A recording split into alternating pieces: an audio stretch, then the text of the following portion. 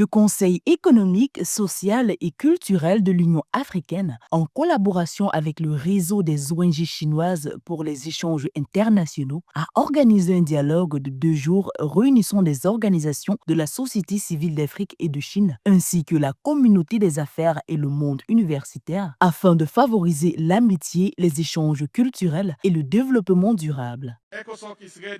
L'ECOSOC est prêt à rallier les voix des citoyens africains, que ce soit pour la C2O, le B20 ou le D20.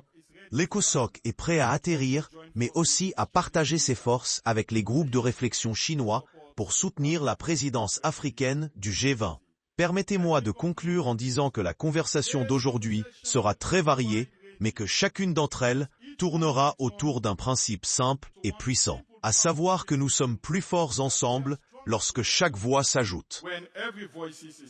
La Chine est devenue le premier créancier bilatéral de l'Afrique, offrant aux pays africains une nouvelle source de financement pour les infrastructures, l'exploitation minière et l'énergie. La part de la Chine dans la dette publique extérieure totale de l'Afrique subsaharienne était estimée à environ 20% en 2023. China and Africa have always stood together. La Chine et l'Afrique ont toujours été solidaires, contre vents et marées, et nous sommes de véritables partenaires dans une coopération gagnant-gagnant.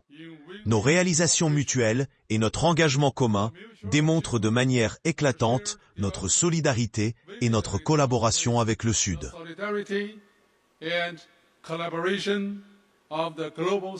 Les nouveaux engagements signifient un abandon du financement direct des infrastructures au profit des crédits commerciaux pour les exportations régionales, tout en encourageant une augmentation des investissements privés.